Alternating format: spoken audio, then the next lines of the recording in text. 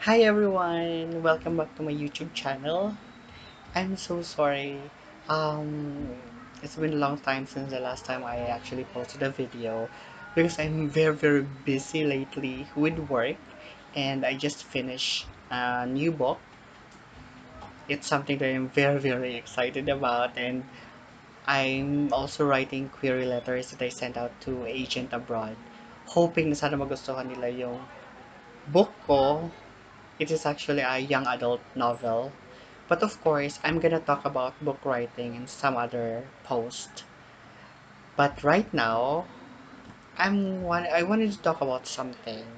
I'm very vocal about my anxiety issues, especially in my Facebook account. So, lately I've been posting about anxiety problems in my Facebook account, and I'm very surprised because I've been receiving messages from random people saying they are also suffering from anxiety problems, and they have anxiety issues and anxiety they're suffering from anxiety attacks as well. And this is the reason why I wanted to talk about this. I know that there are videos out there um, talking about the topics, pero I wanted to share my own experience regarding about generalized anxiety disorder or chronic. When you say chronic, it's persistent. Hindi talaga siya nawawala. Andyan lang siya. So, accordingly, sabi nila, yung generalized anxiety daw is a common anxiety disorder that involves chronic worrying, nervousness, and tension. This is actually true. For someone who is suffering with anxiety, it's really hard to um, explain it to a person na hindi naman nakakaranas ng anxiety problem. Kasi it's very deep, it's very emotional based. Pero nangyayari lang yun dito sa isip mo. For me, there are physical symptoms. Iba-iba naman yata. Feeling ko iba-iba ng symptoms. Pero yung iba, let's say ako, I have health um, anxiety problems. Yung symptoms namin parang pare-pareho lang. Let's say, breathless, hindi ka makahinga, ano pa, anxious ka, dizziness, nasusuka, yung tipong akala mo magkaka-heart attack ka, akala mo masustroke ka na any minute now. Yung tipong ganon. Pero lahat ng yun, nangyayari lang yun dito sa isip mo. Pero nagmamanifest siya sa katawan mo. Nararamdaman mo talaga siya na parang nangyayari na. So, what I normally do every time I had a panic attack because of my anxiety, I do deep breathing exercise.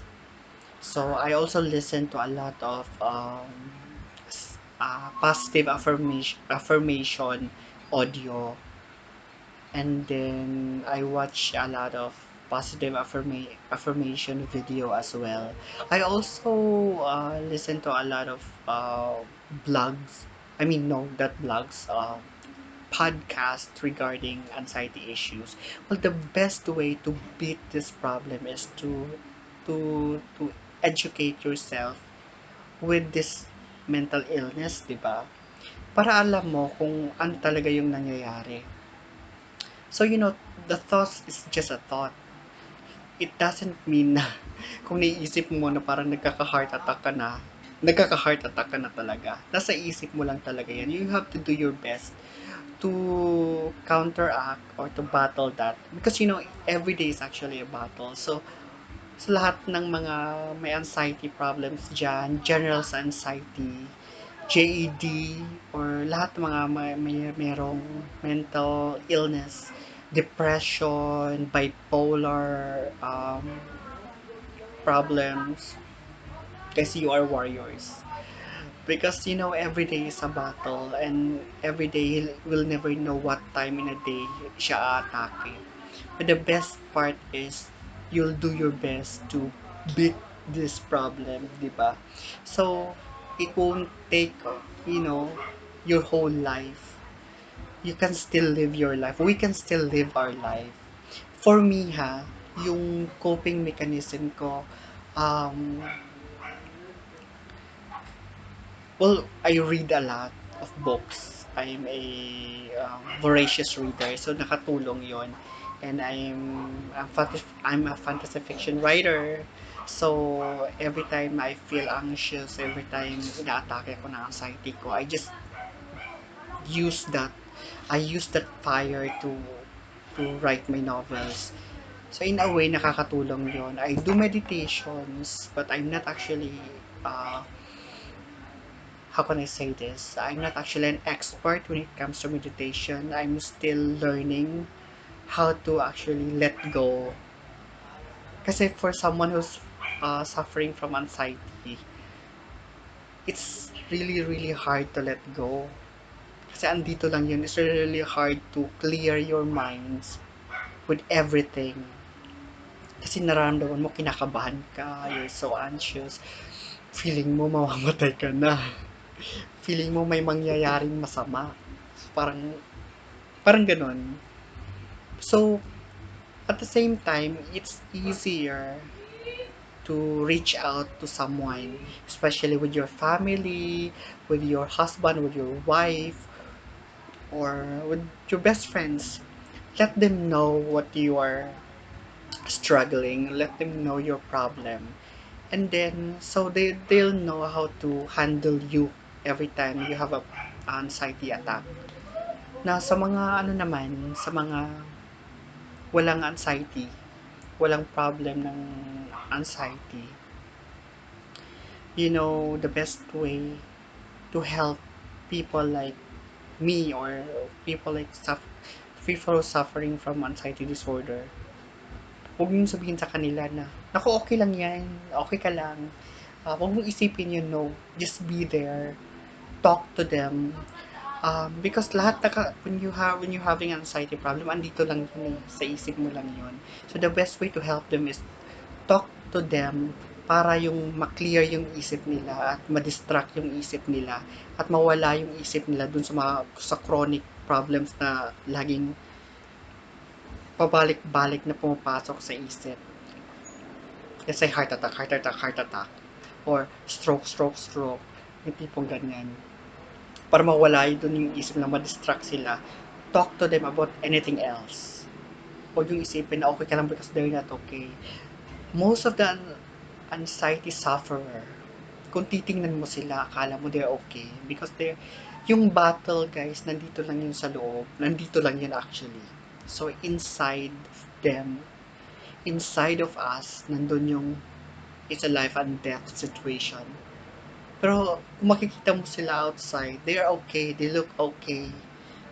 Parang, they know, they are an expert. We are an expert to conceal what's really happening inside.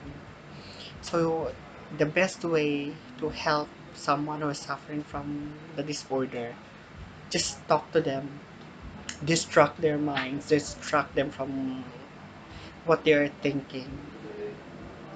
For me, kasi every time I talk to someone, every time I have an anxiety attack and I reach out to someone, I talk to them, let's say I called my sister and we talk, I will, uh, nagiging okay ako after that. So, it helps. And at the same time, do your research. Help yourself. Kung hindi ko alam kung ano yung nararamdaman ko, kung ano yung nangyayari sa akin, so hindi ko talaga alam kung paano ko tutulungan yung sarili ko. It's a good thing that I am also a psychology graduate. I have a psychology major, and during college, I was really, really interested sa yung abnormal psycho na major. So, yung mga abnormal disorders before, talagang na-enjoy ko siya. So, I'm very, very familiar kung ano yung mga yung nararamdaman ko, kung ano yung nangyayari sa katawan ko, yung nangyayari sa isip ko. So, well, anyway, I just wanted to um, share this Of course, I want to talk about anxiety issues in the future because this is actually an ongoing problem. For me, hindi naman totally nawawala yun. Andyan lang siya. But it's my way of how to cope with this problem. Kasi part na ito ng life ko. And to those who are suffering out there, you'll be okay. Lahat ng yan, nangyayari lang yan sa isip mo. Nandito lang yan sa loob. Though, of course, magmamanifest yun kasi yung mind natin is very, very powerful. Magmamanifest talaga yun sa katawan mo. Mararamdaman mo, feeling mo hindi ka makahinga, nagpapawis ka, feeling mo mahihimatay ka na kasi it will take over your head, it will take over your consciousness, akala mo papass out ka na anytime soon.